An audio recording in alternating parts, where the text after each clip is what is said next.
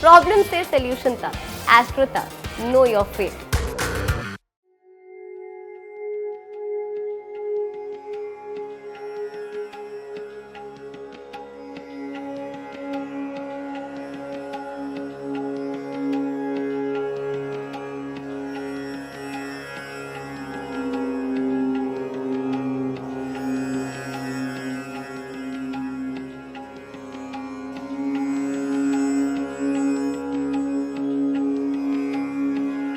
मौन रहकर पूरी होगी मनोकामना। स्नान दान से ग्रह होंगे शांत।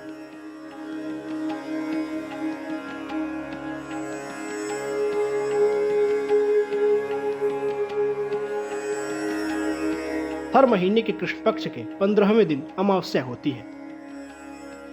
माघ महीने के कृष्ण पक्ष में पड़ने वाली अमावस्या को माघी या मौनी अमावस्या कहा जाता है। इस बार मौनी अमावस्या शनिवार यानी 21 जनवरी 2023 को होगी, इसलिए इसे शनिचरी अमावस्या भी कहा जाएगा।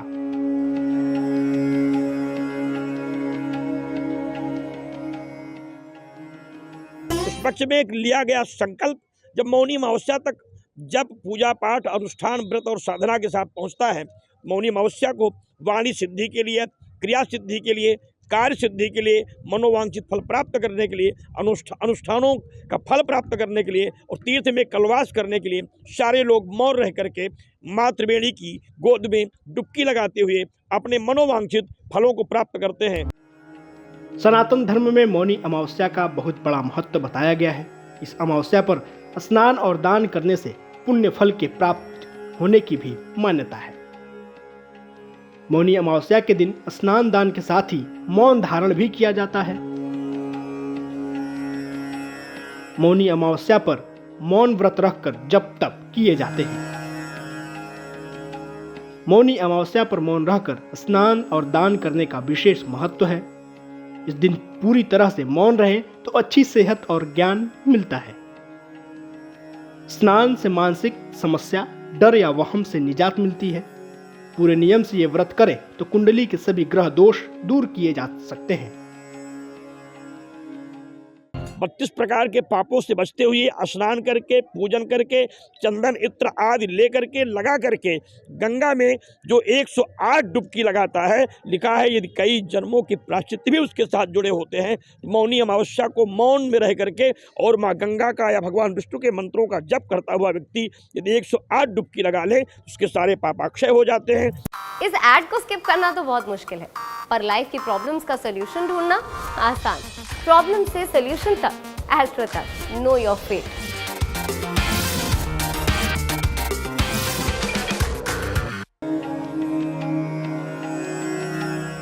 मौनी अमावस्या के साथ कुंभ का अद्भुत संयोग बहुत फलदायी है। शास्त्रों में सभी अमावस्या में माघ महीने की अमावस्या को विशेष फलदायी माना जाता है। मान्यता ये भी है कि इस अमावस्या पर स्नान, दान, तर्पण और पिंडदान करने से मोक्ष की प्राप्ति होती है। सुबह जल्दी उठें, स्नान के जल में 2 बूंद गंगा जल डालकर स्नान करें। तांबे के लोटे में गंगा जल भरकर रखें। लाल चंदन या रुद्राक्ष की माला से गायत्री मंत्र का 3 माला जाप करें। जाप के बाद लोटे के गंगा जल को सारे घर में छिड़क दें। बीमार व्यक्ति को इसका सेवन जरूर कराएं। मौनी अमावस्या को मौन रहते हुए स्नान की सारी विधि को आप करके एक बारू की पिंडी बना करके उसका पूजन करें और उस लिंग को माँ त्रिवेणी में फिर से विसर्जित कर दें। सायंकालीन सत्र तक यदि आप जब मौन रह करके करते हैं तो मान लीजिए कि 1 महीने का किए हुए कलवास का जितना फल प्राप्त होता है उतना मौनी अमावस्या को मौन रह करके स्नान पूजन करने का जो विधान है उसका फल प्राप्त होता है। साथ ही इस दिन गंगा स्नान का भी बड़ा महत्व है। लोग अमावस्या के दिन सूर्योदय से पूर्व से ही गंगा नदी में डुबकी लगाते हैं। मान्यता ये भी है कि इस दिन गंगा स्नान से अमृत स्नान के समान फल की प्राप्ति होती है। हिंदू धर्म में गंगा स्नान को सबसे पवित्र स्नान माना जाता है। गंगा और अन्य नदियों के स्नान की पवित्रता का संबंध समुद्र मंथन से जुड़ा है। पौराणिक कथा के मुताबिक जब देवों और असुरों ने मिलकर समुद्र मंथन किया तो समुद्र से भगवान धन्वंतरी अमृत कलश लेकर निकले थे। अमृत कलश को पाने के लिए देवताओं और असुरों के बीच विवाद हुआ और छीना झपटी होने लगी। इसी दौरान कलश से अमृत की कुछ बूंदें प्रयागराज, हरिद्वार, उज्जैन और नासिक जैसी पवित्र नदियों में गिर गई। अमृत गिरने के कारण ये नदियां पवित्र हो गईं।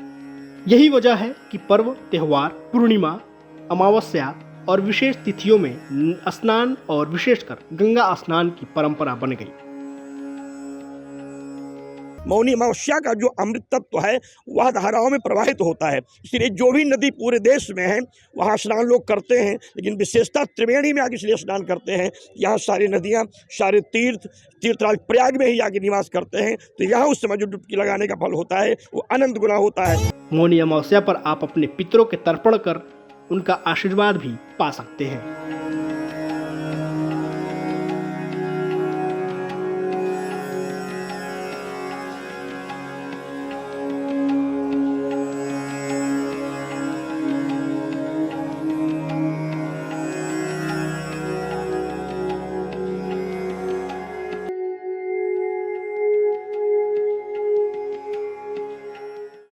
एस्ट्रो तक ऐप पर आपको मिलेगा भविष्य से जुड़े हर सवाल का जवाब।